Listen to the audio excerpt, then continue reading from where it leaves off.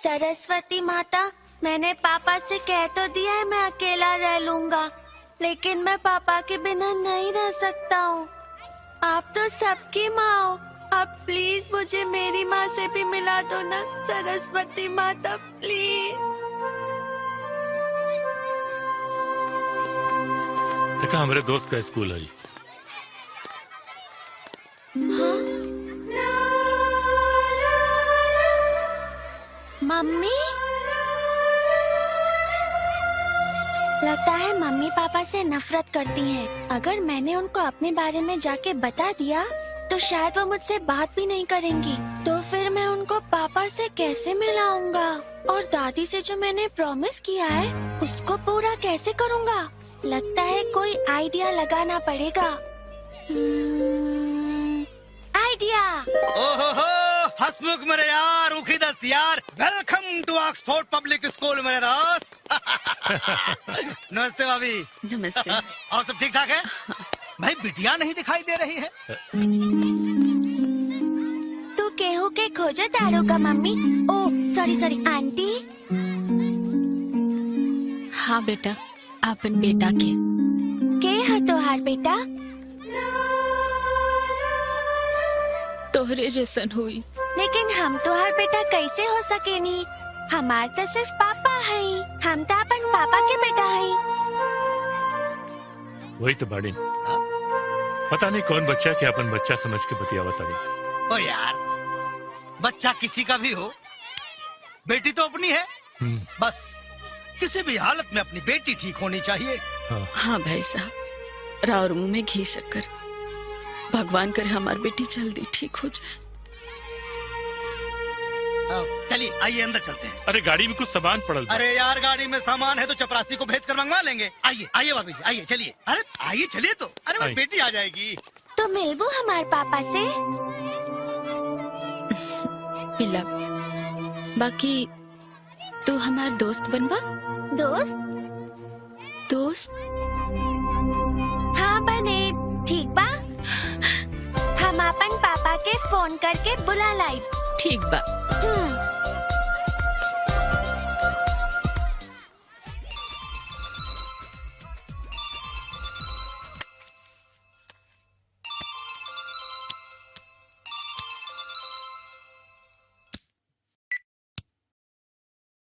Hello पापा।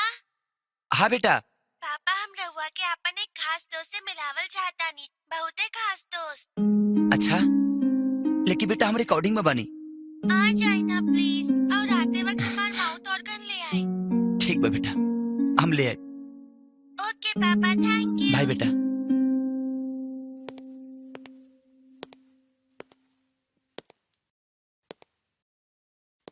सर को चाहिए का?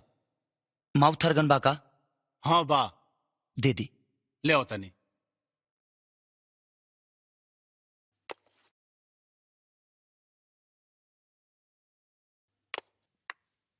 माउथ ऑर्गन बा? एक गो बा। तो हम कहा दूगो मंगले बनी, पैक कर दी। पर इ तो इनकरा का दे दिले बनी।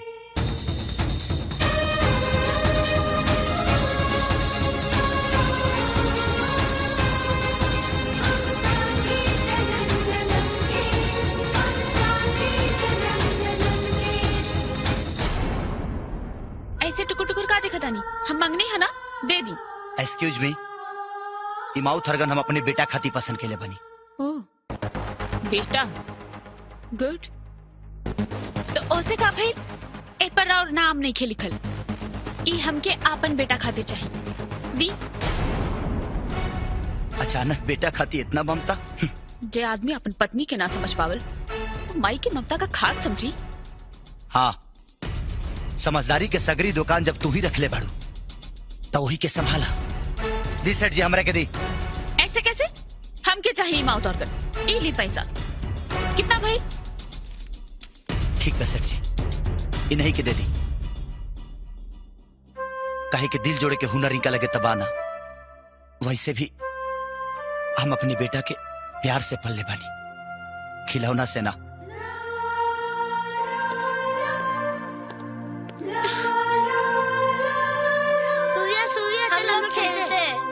मुझे नहीं खेलना, तुम लोग जाकर खेलो। ठीक है।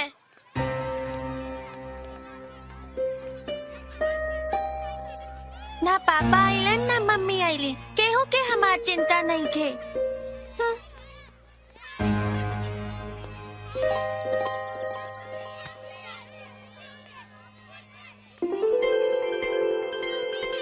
सॉरी।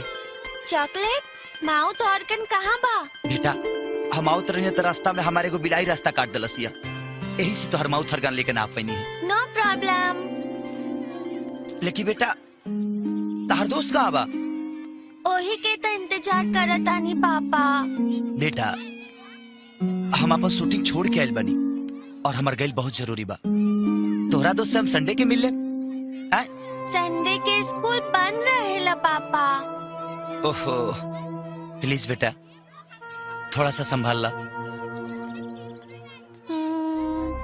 ठीक बा। हाँ संडे के हमार स्कूल के पार्क में आ जाइए, हम अपन दोस्त के बुला लाई। डन डन। अब जा तो हर क्लास शुरू हो गई बा। मुआ, मुआ, मुआ। बाय बाय बेटा।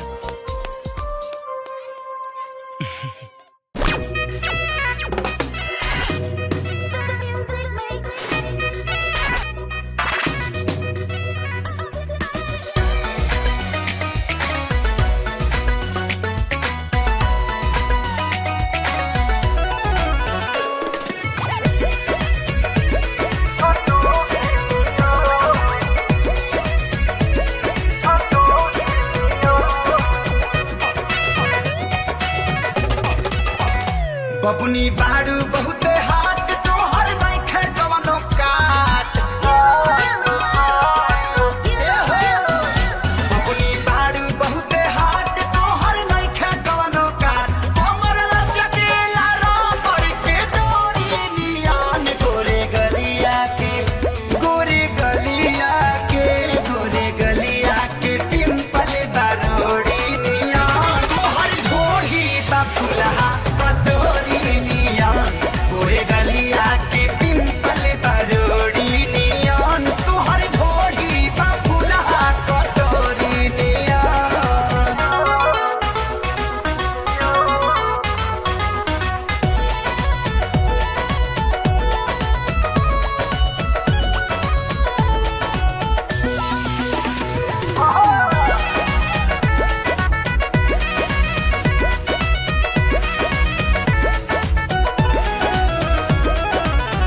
अजबे डिजाइन तोहर गजबे बाला कसा, कहिया रे खुली बोला ना भवाला बकसा।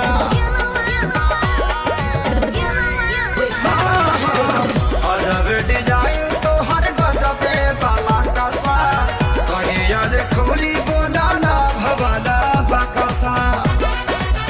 दखिला बारू कनैली के कोढ़ी नियान गोरे गलिया के, गोरे गलिया के, गोरे गलिया के पिंपल बरोड़ी नियान। तोहर ढोरी बा फुलहा कटोरी नियान। गोरे गलिया के पिंपल बरोड़ी नियान। तोहर ढोरी बा फुलहा कटोरी नियान। बच्चों आज मैं आप लोगों को एक स्पेशल लेसन पढ़ाने वाली हूँ। The relation of child with mother and father, मतलब बच्चे का माता पिता से रिश्ता। Excellent. Meera, yes miss. What is father?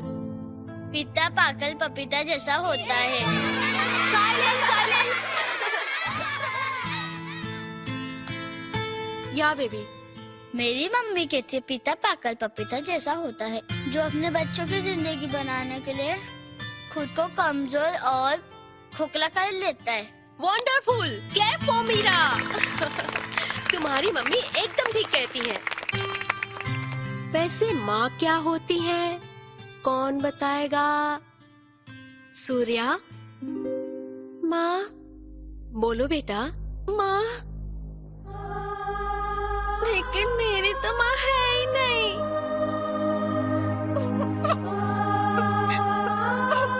So sorry बेटा, बट तुम्हारी मम्मी कहाँ है? पापा कहते हैं मेरी मम्मी मुझसे नाराज होकर चली गई। नहीं बेटा,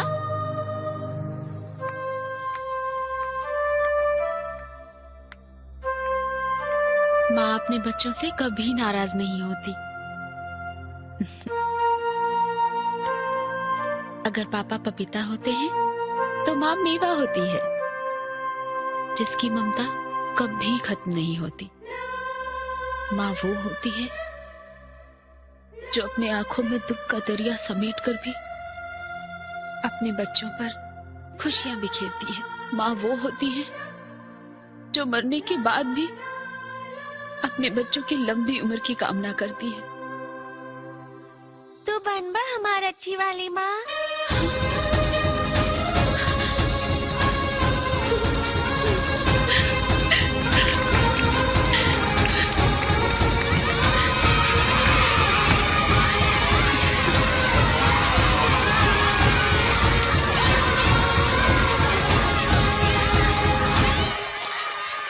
ये हमके देदा।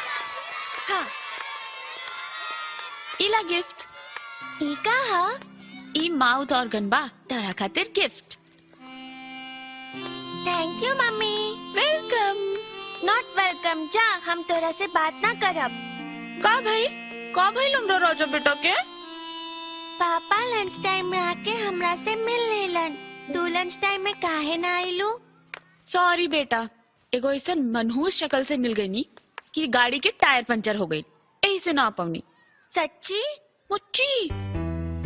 ओके, संडे के पापा आवे के प्रॉमिस कइले बारन।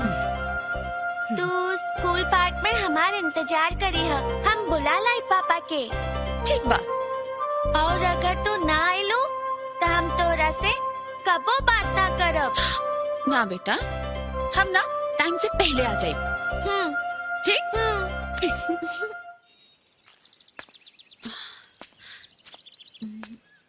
सूर्य अभी तक आए ना आए।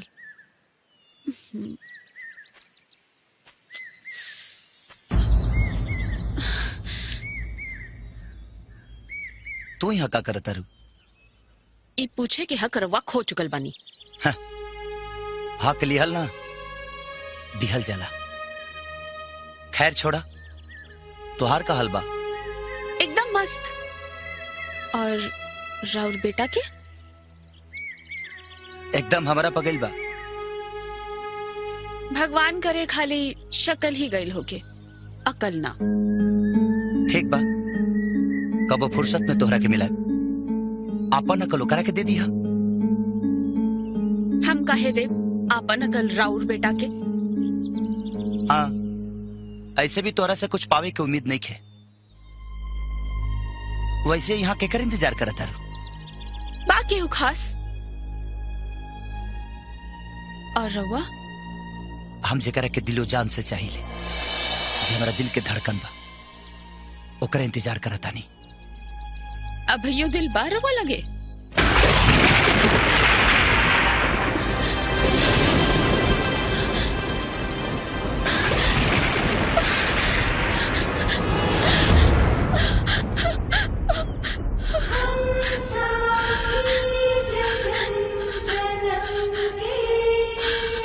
ध्यान से सुनबू, तभी वो दिल के धड़कन तो के सुनाई दी।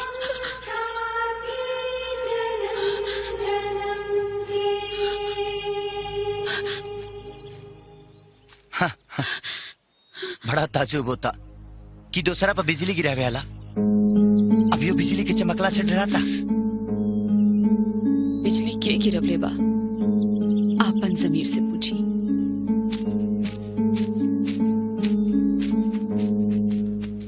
धत तेरे की, हमारी सारी मेहनत पे पानी फेर दिया इन लोगों ने। अब कौन सा आइडिया सोचूं?